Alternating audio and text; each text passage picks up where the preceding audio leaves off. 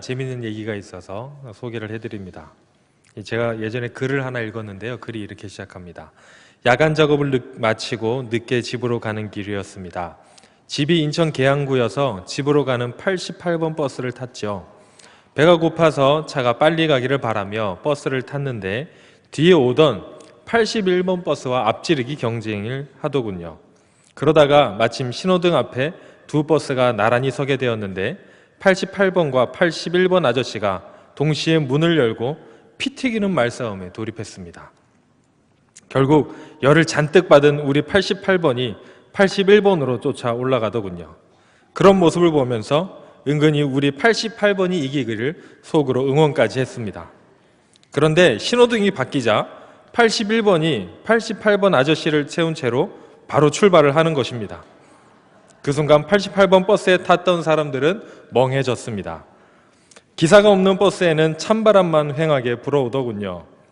아저씨가 언제 오나 기다리는데 100m 전방 유엔 요지 커브 도는 데서 뛰어오는 기사 아저씨가 보였습니다. 불쌍해 보이더군요. 얼굴이 뻘개서 돌아와서는 연신 고개를 조아시며 승객들에게 사과했습니다. 승객 여러분 정말 죄송합니다. 죄송합니다. 그리고 버스를 출발했습니다. 주먹으로 연신 땀을 훔치며 운전하고 있는 아저씨가 정말 불쌍해 보이더군요. 88번은 그렇게 81번에게 지고 말았습니다. 그런데 그게 끝이 아니었습니다. 달리고 있는 우리 88번 뒤로 경찰차가 쫓아오는 것이었습니다. 경찰 순찰차는 스피커로 계속해서 우렁차게 얘기했습니다. 88번 차 빨리 갓길로 대세요. 그래도 못 들은 척하고 조금 더 가자 이 스피커 소리가 신경질적으로 바뀌었습니다. 할 수 없이 경찰의 지시에 따르는 88번 아저씨. 우리는 속으로 그렇게 생각했죠. 아까는 81번한테 깨지고 지금은 경찰한테 깨지고 아저씨 불쌍하다. 그런데 올라온 경찰이 이렇게 말하는 겁니다. 88번 아저씨 빨리 81번 차 키 주세요. 그렇습니다. 우리의 88번 아저씨는 81번 버스에 올라가서 차 키를 들고 도망온 것이었습니다.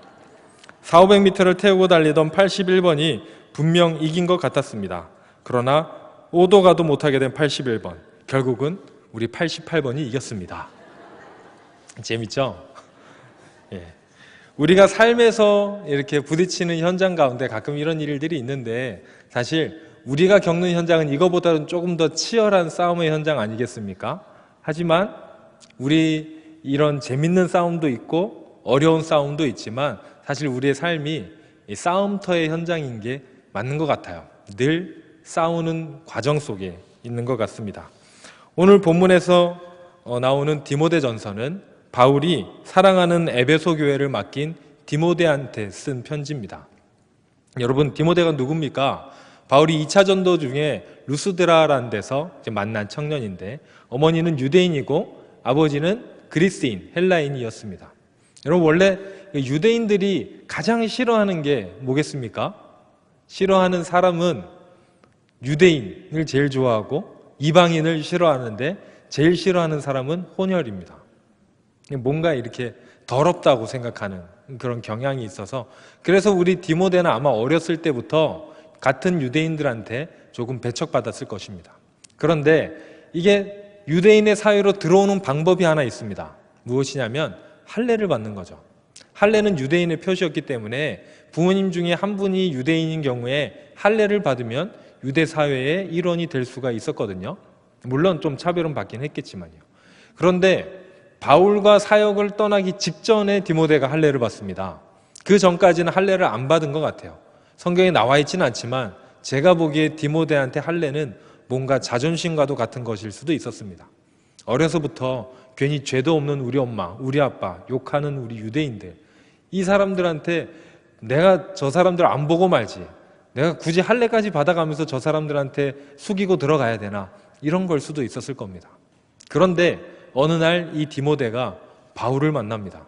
바울에게서 예수님의 복음을 듣고 사람이 바뀌고 나는 이제 예수님을 따라 살아야겠다. 예수님의 복음을 전하면서 살아야겠다. 결심을 해요. 여러분, 근데 초창기에 바울이 이 이방인을 전도 다닐 때 그 각각 도시로 들어갔잖아요. 그럼 도시로 들어가서 처음 간 곳이 어디냐면 보통 회당이라는 곳을 들어갑니다. 여러분, 회당은 유대인이 모이는 장소입니다. 다시 말하면 바울의 선교 대상이 유대인이었다는 거예요. 유대인이 포함되어 있었습니다. 이방인들만 대상으로 한 건 아니었어요. 때문에 바울을 따라가기 앞서서 바울이 디모데한테 할례 받을 것을 권하고 할례를 줍니다. 여러분, 그때 디모데의 심정이 어땠을까요? 뭔가 이제는 이전까지 있던 나는 버리고, 이전까지 있던 나의 자존심도 버리고, 이제 할례까지 받고 이제 주님을 따라가겠다. 남겨져 있는 어머니와 할머니 또 아버지 다 남겨놓고 바울 선생님 따라서 난 이제 주님의 부르심 따라가겠다, 이렇게 비장하게 갔을 것입니다. 여러분, 디모데는 바울의 사역에서 굉장히 핵심적인 역할을 담당한 사람입니다. 디모데가 얼마나 많은 역할을 했냐면, 바울이 이 문제 있는 교회들 있잖아요. 바울이 세웠지만 뭔가 문제가 발생해서 어떤 어려움에 처한 교회들한테는 디모데를 보냅니다. 편지를 들려서 보내기도 하고, 바울의 말을 전하러 보내기도 하고, 수습하러 보내기도 하고, 우리가 잘 아는 고린도 교회, 빌립보 교회, 에베소 교회, 그런 교회들에 이 디모데가 가서 사태를 수습하고 바울의 이 말씀을 전합니다. 즉 디모데는 어떻게 보면 그 당시에 해결사와도 같은 사람이었습니다. 그리고 우리가 잘 알고 있는 신약 성경에 있는 여러 서신서들이 이 디모데가 공동 발신인으로 되어 있습니다. 고린도 후서, 빌립보서, 골로새서, 데살로니가 전서, 후서, 빌레몬서, 여기에 보면 처음에 첫머리에 바울과 디모데의 이름으로 편지하노니, 인사하노니, 문안하노니, 이런 말들이 나오게 됩니다. 무슨 얘기입니까? 디모데의 이름이 이제 이 유럽 전역에 퍼져서 바울과 같이 사역하는 사람, 디모데 하면 바울과 함께 동역하는 사람으로 누구나 다 알던 사람이었다라는 겁니다. 이뿐 아니라 디모데는 바울이 사랑했던, 바울이 2년 넘게 사역했던 에베소 교회를 떠나면서 그 교회를 맡긴 사람입니다. 즉 에베소 교회를 담임했던 바울이 이제 자신의 때를 깨닫고 예루살렘으로 떠나가면서 그 교회를 누구에게 맡겼습니까? 디모데에게 맡긴 겁니다. 그래서 이 디모데가 이제 바울의 후임으로 바울의 뒤를 이어서 에베소 교회를 맡게 됩니다. 나이 어린 디모데, 이제 에베소 교회를 맡으면서 여러 가지 사역을 잘 감당하고 주님의 말씀을 전하는데 어려운 이제 일들이 닥쳐오기 시작했죠. 가장 어려운 일들이 뭐였냐면 바로 이단이 들어온 겁니다. 에베소 교회에 이단 세력이 들어오기 시작했어요. 그래서 그 사람들이 에베소 교회에 있는 복음을 흐트러뜨리기 시작했습니다. 문제를 일으키기 시작했어요. 이것이 디모데에게 닥친 참 가장 큰 어려움 중에 하나였습니다. 보통 우리 성서학자들이 이때 들어온 이단을 초기 영지주의라고 이야기하는데, 아마 설교 때 영지주의 이야기는 굉장히 많이 들으셨을 것 같은데 혹시 안 들으신 분들이 있을까 봐 짧게 설명을 하면, 영지주의는 이 영지라는 것을 중요하게 생각하는 이단 종파라고 생각하시면 되겠습니다. 헬라어로 그노시스라는 영지, 영적인 지혜를 소유하면 구원을 받는 거예요. 그걸 소유하지 않으면 구원을 못 받는다라는 건데, 이 안에도 종파가 굉장히 많습니다. 흔히 얘기하는 방종하는 종파. 그래서 방종하는 데는 1장 9절에서 10절에 나오는 것처럼 막 성적으로도 윤리적으로도 방탕하게 살아도 괜찮다. 그리고 어떤 종파는 4장 3절처럼 결혼도 금하고 출산도 금하고 먹는 것도 금하고 이렇게 하는 종파가 있는데, 이런 데는 굉장히 엄격하게 살아야 된다. 왜냐하면 이 영지주의는요, 육신은 하찮은 것이고 영혼은 아주 소중한 것이다. 쉽게 말하면 이렇게 이야기를 했거든요. 그렇기 때문에 다들 옆을 쳐다보시네요. 그렇기 때문에 한 종파에서는 육신은 소중하지 않고 하찮은 것이기 때문에 어떻게 해도 된다. 그러니까 마음대로 살아도 되는 거예요. 어떤 종파에서는 육신은 하찮은 거니까 육신의 일로 우리의 영혼을 더럽혀서는 안 된다. 그래서 아주 금욕적인 종파도 있었습니다. 어쨌든 이런 종파들이 이제 에베소 교회로 침투하기 시작한 겁니다. 여러분, 디모데가 어떻겠습니까? 자신의 스승이자 멘토이자 롤모델인 바울이 자신을 믿고 교회를 맡겼는데 이 교회가 이단 때문에 힘들어지게 생긴 거예요. 그런데 여러분, 이단이 왜 힘듭니까? 특히 초창기 이단이 왜 힘드냐면 자기도 예수님 믿는다는 거예요. 그런데 자기가 맞다는 거예요. 영지주의자들이 하는 얘기가 뭐였냐면 예수님이 누구시냐? 영지를 이 세상에 가지고 오신 분이신데 그 예수님이 사도들 말고 자기들한테만 그 영지를 비밀리에 가르쳐 줬다는 거예요. 그러니까 이 사도들이 세운 교회를 인정하지 않는 거죠. 디모데가 굉장히 어려움에 처했습니다. 이걸 도대체 어떻게 해야 되나? 어떻게 이 난관을 극복을 해야 되나? 이때 바울이 편지합니다. 편지를 해서 오늘 본문에 있는 것처럼 이렇게 얘기합니다. 싸워라. 선한 싸움을 싸워야 된다. 가만히 있지 말아라. 싸워라. 라고 얘기합니다. 지금 디모데는요, 싸움의 현장 한가운데 있습니다. 아까 말씀드린 88번 아저씨와 81번 아저씨의 싸움처럼 그런 재밌는 싸움이 아니에요. 이 싸움은 아주 진지하고도 중요하고도 큰 여러 명의 영혼을 담보한 싸움입니다. 그래서 디모데는 이 싸움에 앞서서 바울의 이야기를 듣습니다. 여러분, 혹시 군대에 다녀오신 분들은 군대 가면 처음에 어딜 가시나요? 어디를 거쳐서 군인이 돼요?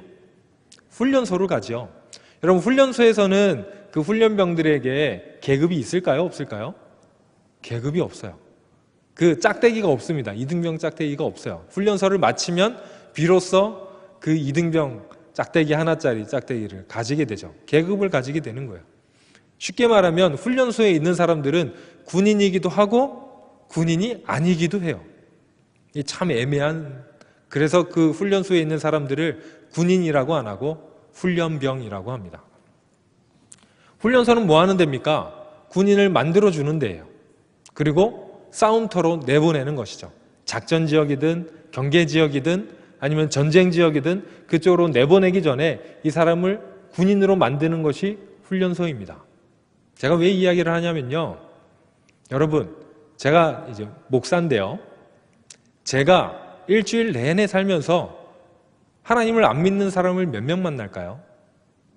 그리고 제 주변에 하나님을 믿지 않는 문화들이 얼마나 많을까요? 제가 접하는 사람들과 문화 중에 하나님을 거부하는 문화를 제가 얼마나 접할 수 있을까요? 제가 일부러 접하려고 해도 잘 안 돼요. 그런데 여기 계신 여러분들은 하루에도 몇 번씩 하나님을 믿지 않는 사람과 대면하고 일해야 되고 싸워야 되지 않습니까? 혹은 대화를 나누셔야 되고. 이렇다면 여러분, 제가 이 목사가 이 영적 싸움터의 최전방에 있을까요? 성도님들이 최전방에 있을까요? 그러니까 우리 성도님들이 가끔 이런 생각을 하시는 게 있어요. 영적 싸움은 목사님들이 하시는 거지. 우리는 싸움 못해요. 그런데 여러분, 누가 싸워야 됩니까? 네, 대답을 안 하시네요. 여러분들이 싸우셔야 됩니다. 저희는요, 여러분들을 영적으로 성장시키는, 훈련시키고 말씀으로 가르치고, 그래서 물론 저희도 싸웁니다.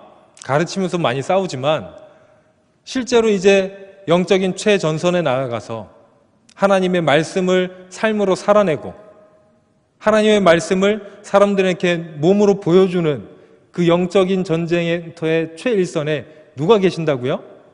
여러분들, 우리 성도님들이 계시는 겁니다. 따라서 믿지 않는 사람들, 하나님을 부인하는 모든 문화와 영역들의 최일선에 서서 그 싸움을 감당하시는 여러분들이 오늘날의 디모데이십니다. 우리 옆 사람들에게 이렇게 얘기해 주십시오. 오늘날의 디모데이십니다. 네, 다시 한번, 당신이 이 시대의 디모데입니다. 네, 우리 디모데 여러분들 화이팅입니다. 그런데 제가 이 시점에서 약간 좀 맥락은 다르지만 다른 디모데들을 좀 소개를 시켜드리려고 해요. 무슨 디모데들이냐면 어린 디모데들.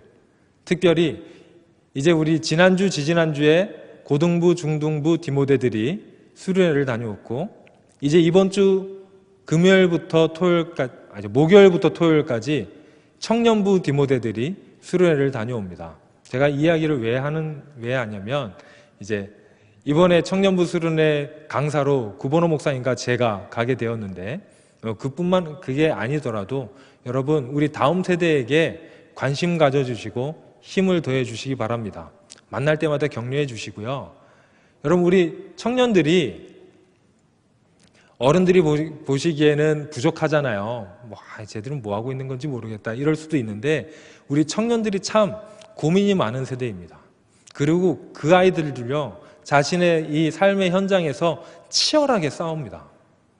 그 믿음을 지켜가며 또 자신의 삶을 살아가느라 아주 고민을 많이 하고 치열하게 싸우고 있습니다. 그런데 이제 교회에서는 인정받지 못하고 어리다고 그냥 이렇게 무시당하는, 여러분 그래서는 우리 청년들이 길을 펼 수가 없어요.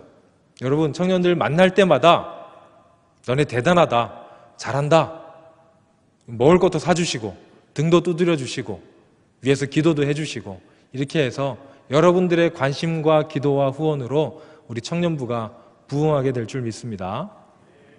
아멘. 네, 여러분 제가 수요예배 때 잠깐 이야기한 부분인데요, 수요예배 때 설교를 들으신 분들은 들으셨겠지만 성도에 대해서 잠깐 얘기를 하겠습니다. 여러분 성도는 누구입니까? 여러분 성도가 보통 뭐라고 여기세요? 성도가 누굽니까? 믿는 사람들, 하나님을 믿는 사람들, 하나님의 백성, 성도라 그러지 않습니까? 사도신경에 보면요 성도의 교제란 단어가 나옵니다. 성도의 교제가 무슨 뜻이냐면 그냥 성도들이 친하게 모여서 교제한다 이 뜻이 아니라 성도의 모임이라는 뜻입니다. Community of Saints라고 되어 있는데 성도의 모임인데 이때 이 성도라고 번역된 단어 쌍토름이라는 라틴어인데 이것은요 카톨릭에서는 성인들로 번역합니다. 그만큼 이 성도란 단어가요 그냥 그런 단어가 아니에요. 성도란 단어는 굉장히 대단한 단어입니다. 여러분들이 그 성도들입니다. 그런데 우리는 이 성도를 그저 교회에 등록하면 마땅히 붙일 호칭이 없으니까 집사님 되기 전에 붙이는 호칭으로 사용되고 있다면 이것은 인식을 새롭게 해야 됩니다. 여러분 성도는 그렇게 가치 없는 단어가 아닙니다. 성도는요 예수 그리스도께서 자신의 핏값을 주고 산 단어입니다. 하나님께서 그리스도의 보혈로 깨끗하게 빨아서 깨끗하게 한 그 사람들이 바로 성도입니다. 따라서 여러분 성도, 거룩한 백성, 거룩한 물이란 뜻의 이 성도는 들을 때마다 가슴이 벅차고 뭔가 설레는 단어이어야 됩니다. 그래서 여러분들이 바로 그 성도십니다. 그런데 여러분 성도의 뜻이 뭐라고 했나요? 하나님 나라의 백성. 여러분 국민의 의무 중에 중요한 의무가 있습니다. 특히 남자들은 군대에 다녀와야 되는 것으로 이 의무를 다하곤 하는데 무슨 의무입니까? 국방의 의무이지요. 하나님 나라의 백성이라면 하나님 나라를 지키기 위해서 싸우는 것이 의무입니다. 때문에 성도의 현실에서의 삶은 싸움의 연속이에요. 여러분 삶을 살면서 경험하시지 않습니까?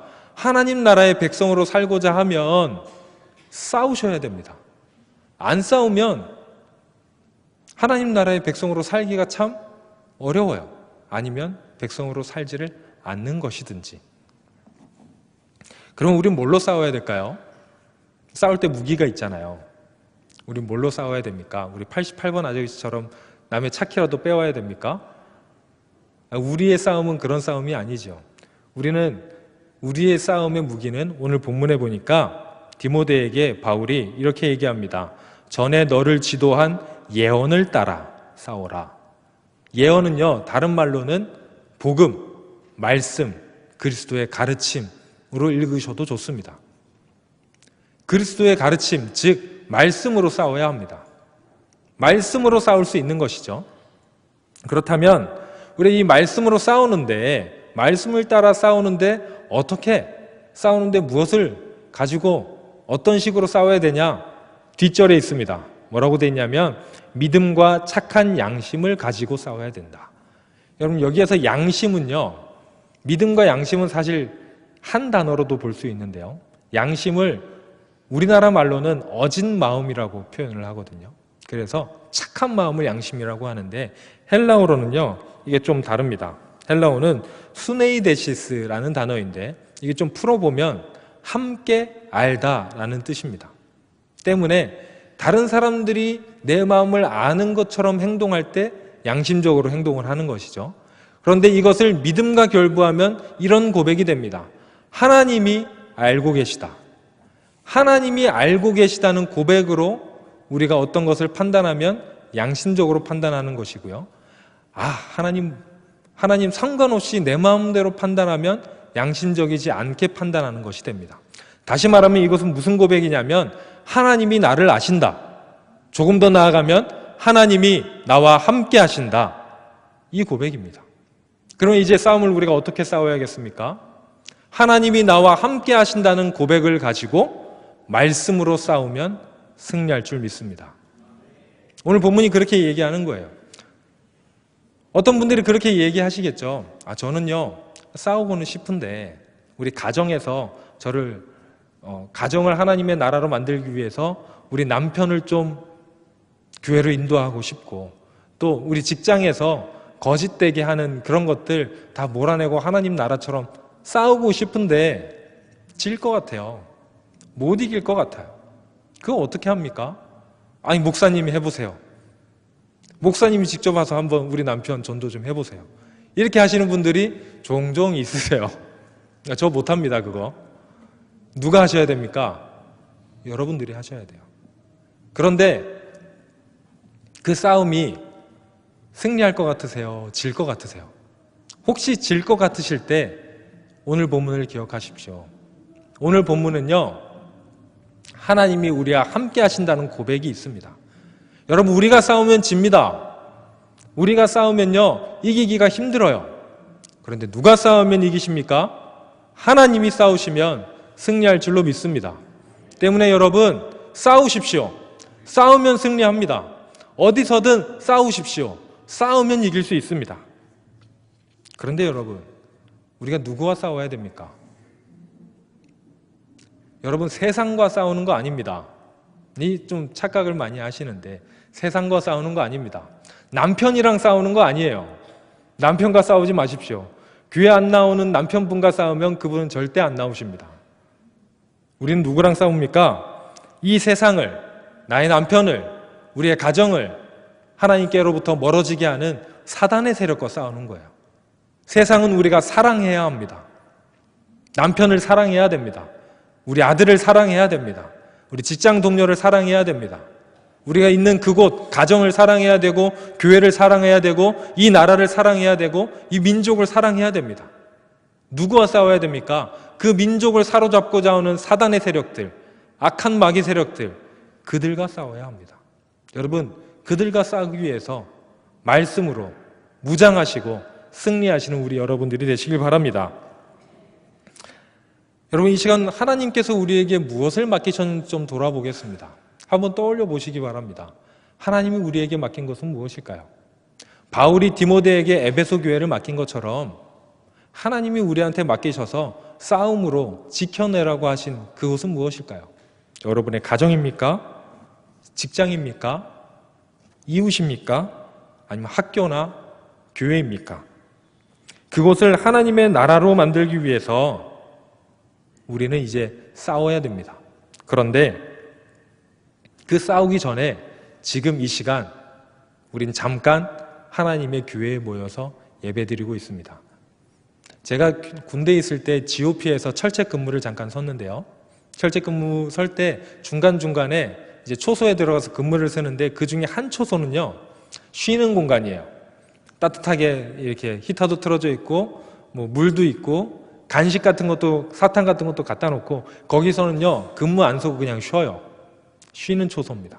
그리고 거기 들어가면 총도 잠깐 내려놓을 수 있고, 총을 원래 절대 내려놓으면 안 되거든요. 총도 내려놓을 수 있고, 탄띠도 살짝 풀고, 이 철모도 살짝 편하게 끓습니다. 그렇게 딱 쉬다 보면 이 뒷조가 오면은 우리는 가야 돼요. 시간이 되면 잠깐 내려놨던 총도 들고, 탄띠도 여미고, 이제 하이바도 다시 똑바로 쓰고, 다시 한번 작전으로 나갈 태세를 갖춥니다.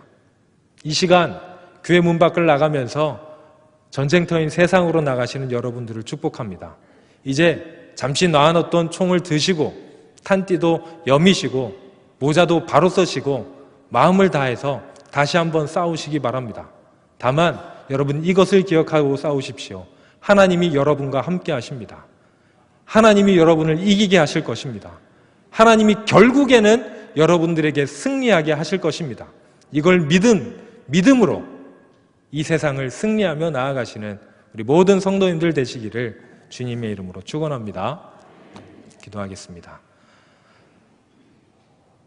우리를 하나님의 일꾼으로 부르신 그 은혜에 감격하며 이 자리에 머리 숙인 하나님의 사람들이 말씀을 들었습니다.